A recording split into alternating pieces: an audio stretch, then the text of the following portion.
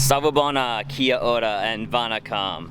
Hi, it's Tom from GreenShortz, and today I'm actually going to be fixing two problems. One of which is that I've been trying to start this video for the last 5 days. And the second is what happens to my shed when it rains.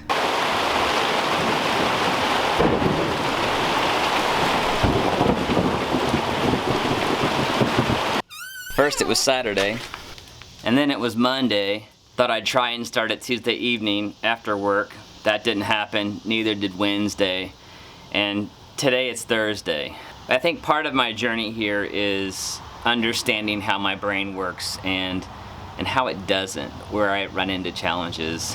And the challenge I'm sensing today is the roadblocks.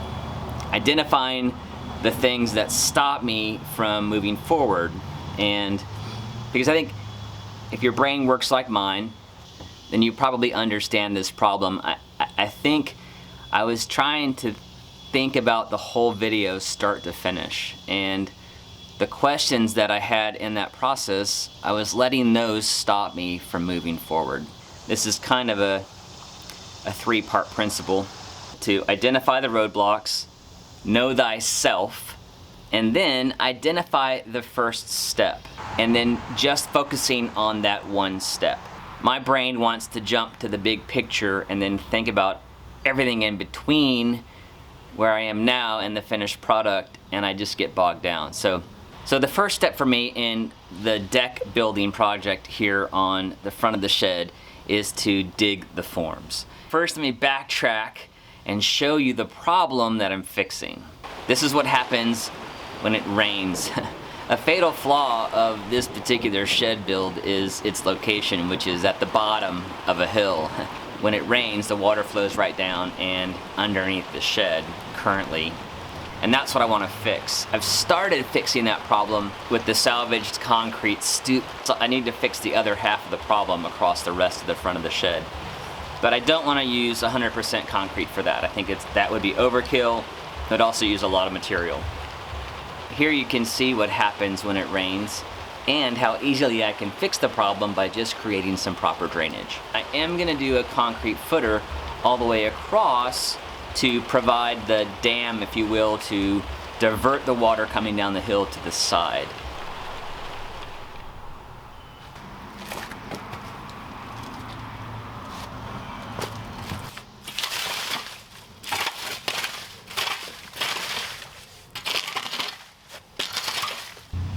I'm actually not going to take this straight across. I'm going to come down at a little bit of an angle as I need it to be able to drain. I'll end up having a little bit of an overhang on the front with the 2x10s. 6 inches of overhang isn't going to make a difference in the flex of that material. Alright, so I'm going to dig my footing.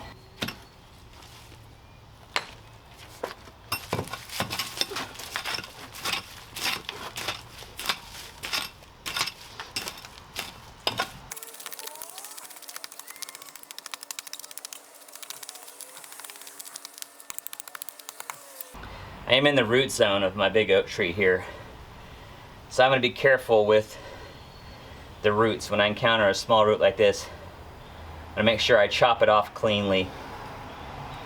Hopefully I don't run into any bigger roots. Whew, I'm out of breath.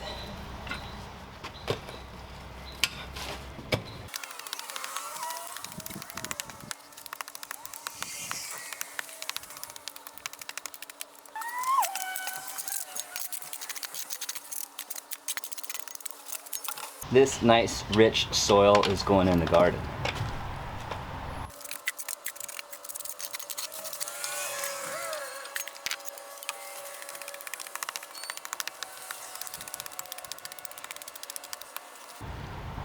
Thought I'd let you see me grin.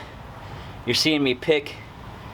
Figured you ought to see me grin since I'm picking and grinning. Ouch.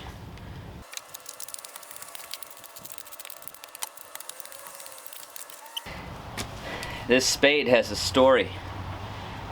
This was actually my grandfather's, and whenever we'd go visit him, I would help him bury vegetable scraps in the garden, and I see that as part of the reason I have a sustainability mindset from my grandfather.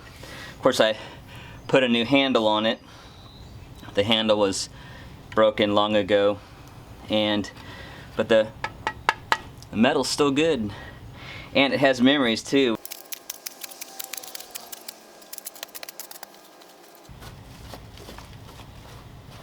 I am running in some bigger roots over here, which I was afraid I might, and so I'm gonna dig back a little bit this way, see if I can't find where they join, and then clip them off cleanly with the loppers.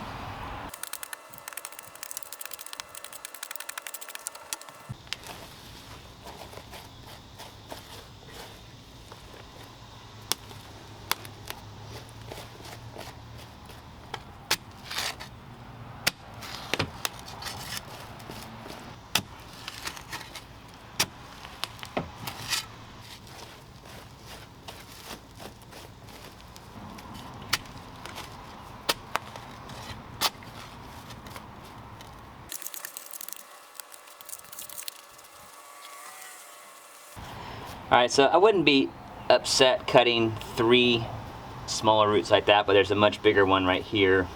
I haven't nicked it yet. This little one on top I can clip, but I'm actually going to leave this in place. I am going to go ahead and cut this one because I've nicked it a couple times pretty badly, and it would allow infection into this tree potentially. The same thing with these 2 right here. I got a couple bad nicks there, so I'll cut these off, but I'm going to do a section of gravel over the top of this root to allow it to grow, expand without breaking my footer. Let a little bit of water seep through, but a little water going through here will be fine. That tree's gonna drink it right up. I'm gonna do my pruning on this side because I know that the tree is in that direction.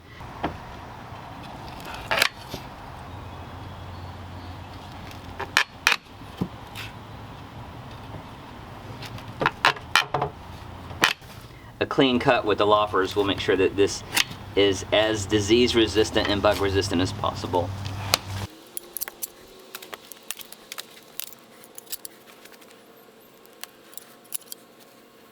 I know some of you are going to give me a hard time for not wearing gloves when I know I'm just dealing with soil and maybe a root or 2. I like working with just my hands. It just feels good. It's therapeutic.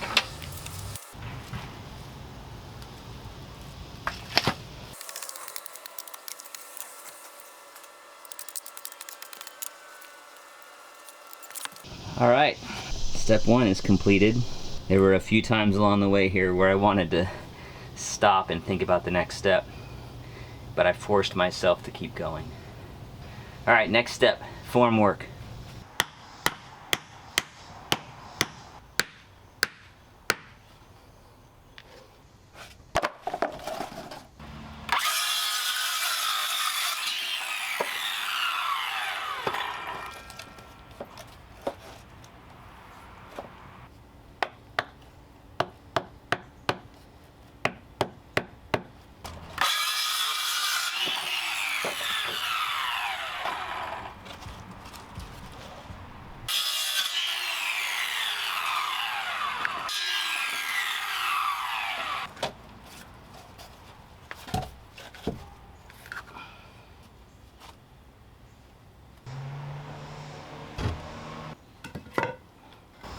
I'm going to add a ledger to the rim joist of the shed to tie the floor in on that side. It's also going to help me set the level for my forms.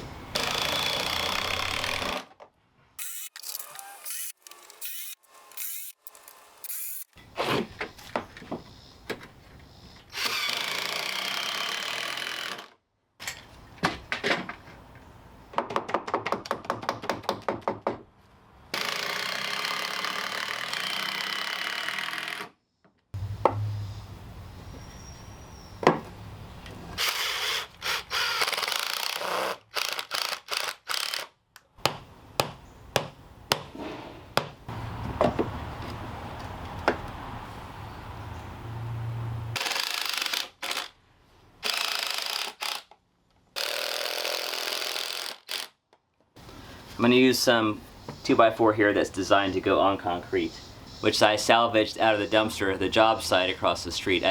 I don't have enough to do the whole length with the 2x4, so I'm gonna rip this in half.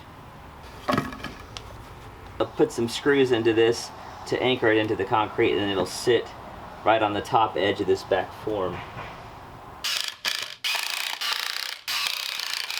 I just got to do an end cap on the form, and then I'll be ready to mix up the concrete. Alright, the form's ready. Next step, concrete.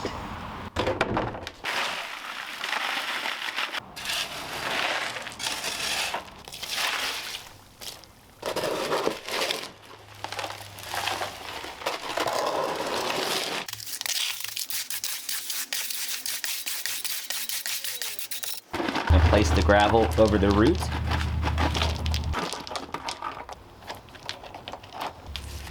Got some salvaged metal here for my rebar layer.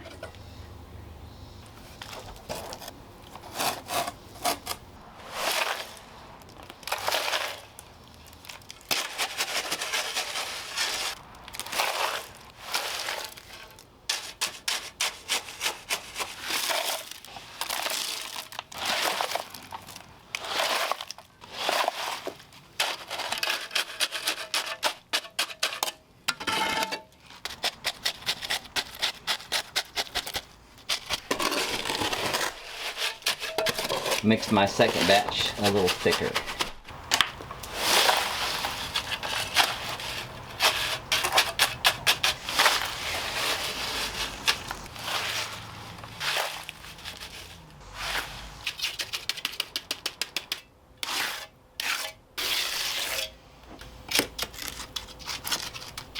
Ooh, forgot the rebar.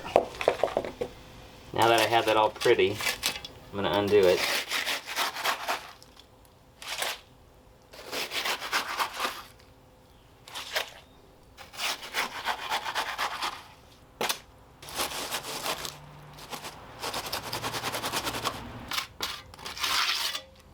That's not ideal, but it'll be okay. We're not talking about a whole lot of weight here.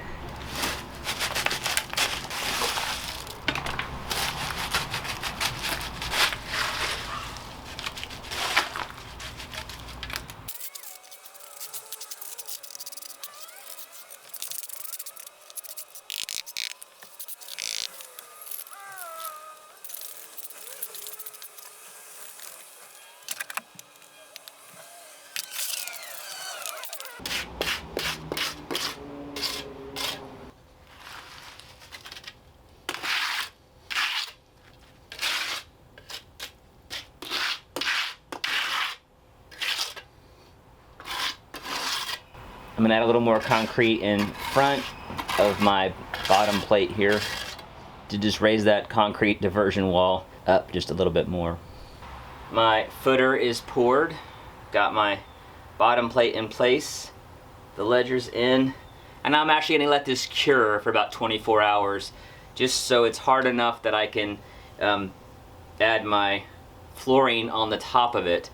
It'll need a lot longer to fully cure, but it'll be strong enough to do that. I'm going to use screws versus nails, so I'm not having to pound on it, because I think that would potentially crack it in its green state.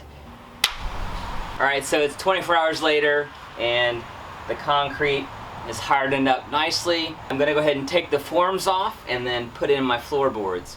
And I gotta hurry because I got rain coming. Next step, remove the forms.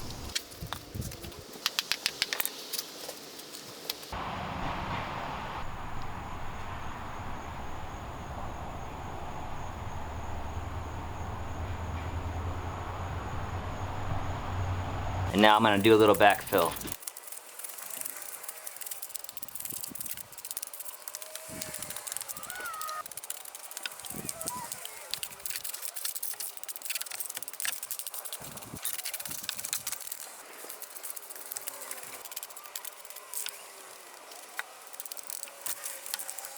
Alright, the backfill is complete, and I've cut a little channel off to the side here to carry the water around the edge of the building. Next step, floorboards.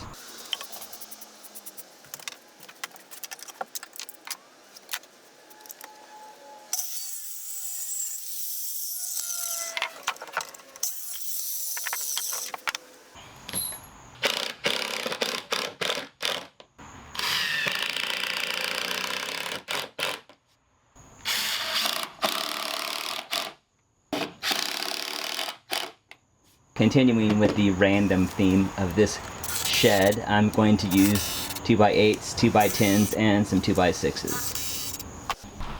Now I'm just gonna measure it out and trim it off.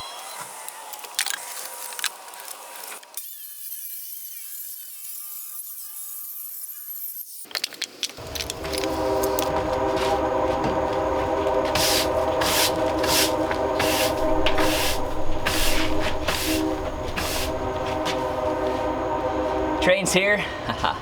Perfect timing. I'm just gonna knock off that edge with a sanding sponge. Whew, all right.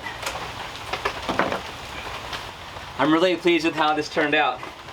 Got a couple of corners I'll need to chisel down or something just to smooth it out, but it's a nice extension of this workplace. I've also protected the shed from any water that comes running down this hillside. Special thanks to my patrons and members for helping make these videos possible. I appreciate the support and vote of confidence. If you'd like to join me on Patreon or in the membership area, you can click on the links in the description. As always, my mission here at GreenShortz is to help you see green so you can be green and save a little green by doing it yourself. Thank you for watching. Keep all the great comments and suggestions coming, and I'll see you next Saturday.